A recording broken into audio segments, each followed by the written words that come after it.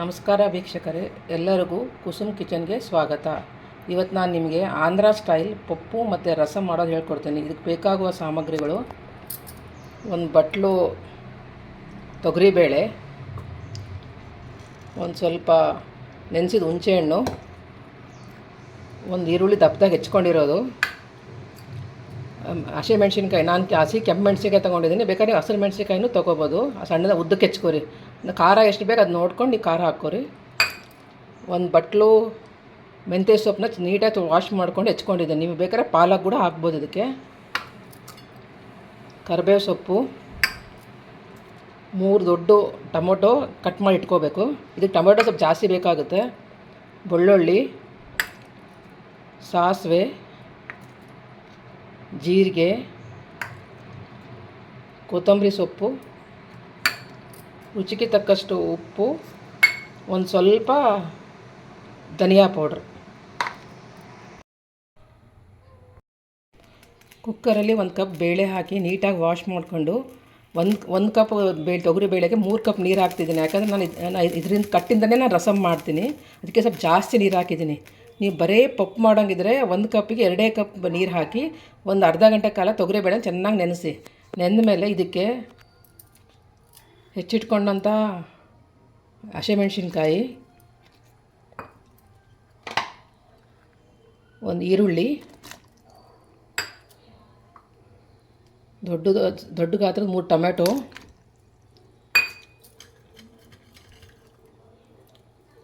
ಒಂದು ಸ್ವಲ್ಪ ಬೆಳ್ಳುಳ್ಳಿ, ಒಂದು ಕಟ್ ಮೆಂತ್ಯ ಸೊಪ್ಪು, ಒಂದು ಕಟ್ ಮೆಂತ್ಯ ಸೊಪ್ಪು ಹಾಕಿ ನೀಟಾಗಿ ಮಿಕ್ಸ್ ಮಾಡಿಕೊಂಡು ಇದಕ್ಕೆ ಸ್ವಲ್ಪ ಅರಿಶಿಣ ಪುಡಿ, ಒಂದು ಸ್ವಲ್ಪ ಧನಿಯಾ ಪೌಡರ್,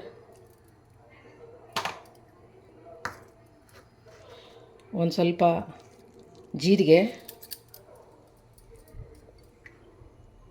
ಒಂದು ಸ್ವಲ್ಪ ಎಣ್ಣೆ ಹಾಕಿ ಒಂದು ಕುದಿ ಬರೋ ತನಕ ವೆಯ್ಟ್ ಮಾಡಿ. ನೋಡಿ, ಎಲ್ಲ ಹಾಕಿದ ಮೇಲೆ ಬೇಳೆ ಈಗ ಕುದಿ ಬರಬೇಕು. ಚೆನ್ನಾಗಿ ಹಿಂಗೆ ಕುದಿ ಬಂದಮೇಲೆ ನೀಟಾಗಿ ಮಿಕ್ಸ್ ಮಾಡಿ ಕುಕ್ಕರ್ ಲಿಡ್ ಹಾಕಿ 3 ವಿಸಿಲ್ ಕೂಗಿಸಿ. ಕುಕ್ಕರ್ 3 ವಿಸಿಲ್ ಆಗಿ ತಣ್ಣಗಾದ್ಮೇಲೆ ನಿಧಾನಕ್ಕೆ ಓಪನ್ ಮಾಡ್ಕೊರಿ.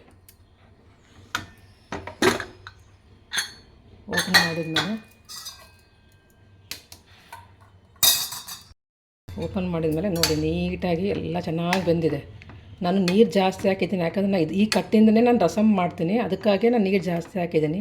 ನೀವು ರಸಂ ಮಾಡಲಾರ್ದೆ ಬರೀ ಪಪ್ಪು ಮಾಡೋಂಗಿದ್ರೆ 1ಕ್ಕೆ 2 ಗ್ಲಾಸ್ ಹಾಕೋರಿ. ನಾನು 1ಕ್ಕೆ 4 ಗ್ಲಾಸ್ ನೀರು ಹಾಕಿದ್ದೀನಿ.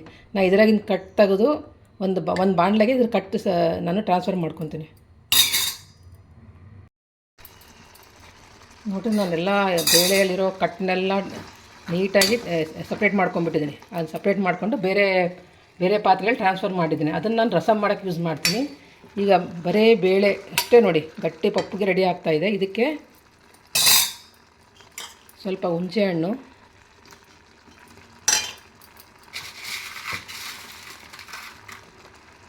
ರುಚಿಗೆ ತಕ್ಕಷ್ಟು ಉಪ್ಪು, ನಾವು ಸ್ವಲ್ಪ ಬೆಲ್ಲ ಹಾಕ್ಕೊತೀವಿ. ನಿಮಗೆ ಬೆಲ್ಲ ಇಷ್ಟ ಆದರೆ ಹಾಕ್ಕೋಬೋದು, ಇಲ್ಲಿದ್ರೆ ನೀವು ಸ್ಕಿಪ್ ಮಾಡ್ಬೋದು. ನೋಡಿ, ಸ್ವಲ್ಪ ಬೆಲ್ಲ ಹಾಕಿ ನೀಟಾಗಿ ಮಿಕ್ಸ್ ಮಾಡಿ ಒಂದು 2 ನಿಮಿಷದ ಕಾಲ ಕುದಿಯೋಕೆ ಬಿಡಬೇಕು. ನೋಡಿ, ಈಗ ಬೇಳೆ ಚೆನ್ನಾಗಿ ಕುದೀತಾ ಇದೆ. ಇದನ್ನು ನಮ್ಮ ಹತ್ರ ಮಸಿಯೋದಿರುತ್ತಲ್ವ ಕಟ್ಟಿಗೆದು, ಅದಿದ್ದರೆ ಇಲ್ಲಿ ಸ್ಪೂನಿಂದ ನೀಟಾಗಿ ಒಂದು ಚೆನ್ನಾಗಿ ಮೆತ್ತಗೆ ಮಾಡ್ಕೊಂಬಿಡಿ. ನೋಡಿ, ಇದನ್ನು ನೀಟಾಗಿ ಇದನ್ನು ನೀಟಾಗಿ ಮ್ಯಾಶ್ ಮಾಡಿದ್ದೀನಿ. ನೋಡಿ, ಇಲ್ಲಿ ಟೊಮೊಟೊ ಸಪ್ರೇಟು, ಉಳ್ಳಾಗಡ್ಡಿ ಸಪ್ರೇಟು ಏನೂ ಕಾಣಿಸ್ತಾ ಇಲ್ಲ. ನೋಡಿ, ನೀಟಾಗಿ ಹಿಂಗೆ ಮ್ಯಾಶ್ ಮಾಡಿದ ಮೇಲೆ ಇದಕ್ಕೆ ಸ್ವಲ್ಪ ಕೊತ್ತಂಬರಿ ಸೊಪ್ಪು ಹಾಕಿ ನೀಟಾಗಿ ಮಿಕ್ಸ್ ಮಾಡ್ಕೊಂಬಿಡಿ.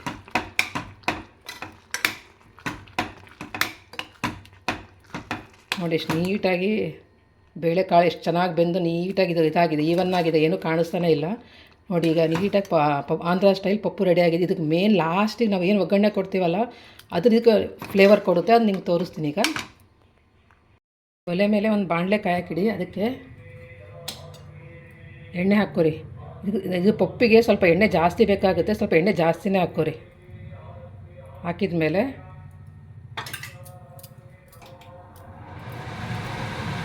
ಅದು ಎಣ್ಣೆ ಕಾದ್ಮೇಲೆ ಇದಕ್ಕೆ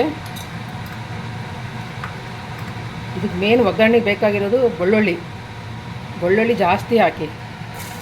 ಬೆಳ್ಳುಳ್ಳಿ ಹಾಕಿ ಒಂದು 2 ನಿಮಿಷದ ಕಾಲ ಅದು ಬೆಳ್ಳುಳ್ಳಿ ಆಗೋ ತನಕ ಬೆಂದಿಸಿ.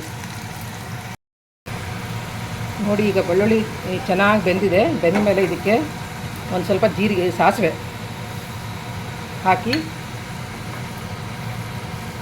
ಸ್ವಲ್ಪ ಸಿಡಿಯೋ ತನಕ ವೆಯ್ಟ್ ಮಾಡಿ. ಸಾಸಿವೆ ಸಿಡಿಯಾಗದ್ಮೇಲೆ ಇದಕ್ಕೊಂದು ಸ್ವಲ್ಪ ಕರಿಬೇವು ಹಾಕಿ.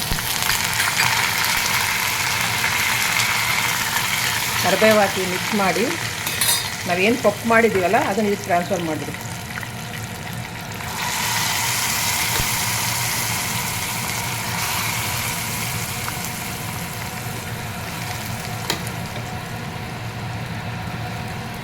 ನೋಡಿ ಬಿಸಿಯಾದ ಆಂಧ್ರ ಶೈಲಿ ಪಪ್ಪು ರೆಡಿ ಆಗಿದೆ. ಸ್ವಲ್ಪ ಒಗ್ಗರಣೆಗೆ ಎಣ್ಣೆ ಜಾಸ್ತಿ ಹಾಕಿದರೆ ಮಾತ್ರ ಇದು ತುಂಬ ರುಚಿ ಆಗುತ್ತೆ.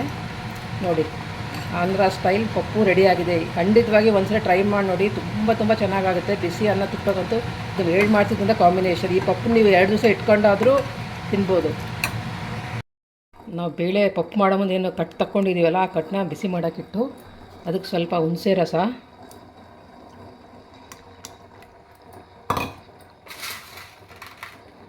ಸ್ವಲ್ಪ ಉಪ್ಪು,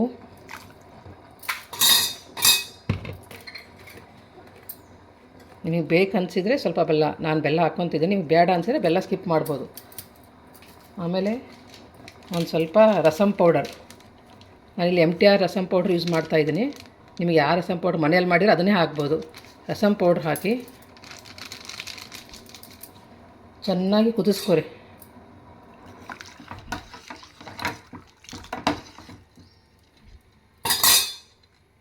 ನೋಡಿ ರಸಮ್ ಚೆನ್ನಾಗಿ ಕುದಿ ಬರ್ತಾಯಿದೆ. ಕುದಿ ಬಂದಾಗ ಸ್ವಲ್ಪ ನೀವು ಉಪ್ಪು ಹುಳಿ ಖಾರ ನೋಡ್ಕೊರಿ. ಕಡಿಮೆ ಅನಿಸಿದ್ರೆ ಸ್ವಲ್ಪ ಉಪ್ಪು ಬೇಕಾದರೆ ನೀವು ಹಾಕ್ಕೋಬೋದು ಇದಕ್ಕೆ. ಈ ರಸಮ್ ಚೆನ್ನಾಗಿ ಕುದೀತಾ ಇದೆ. ಇದಕ್ಕೆ ಲಾಸ್ಟಿಗೆ ಫ್ರೆಶ್ ಕೊತ್ತಂಬರಿ ಸೊಪ್ಪು ಹಾಕಿ ನೀಟಾಗಿ ಮಿಕ್ಸ್ ಮಾಡಿಕೊಂಡು ನಾವು ಪಪ್ಪಿಗೆ ಏನು ಒಗ್ಗರಣೆ ಕೊಟ್ಟಿದ್ವಲ್ಲ, ಬೆಳ್ಳುಳ್ಳಿ, ಸಾಸಿವೆ, ಕರಿಬೇವುದು, ಅದೇ ಒಗ್ಗರಣೆನ ನಾವು ಮಾಡಿಕೊಂಡು ಲಾಸ್ಟಿಗೆ ಇದನ್ನು ಹಾಕಿ ಕಲಸಿದ್ರೆ ಬಿಸಿ ರಸಮ್ ರೆಡಿಯಾಗಿದೆ.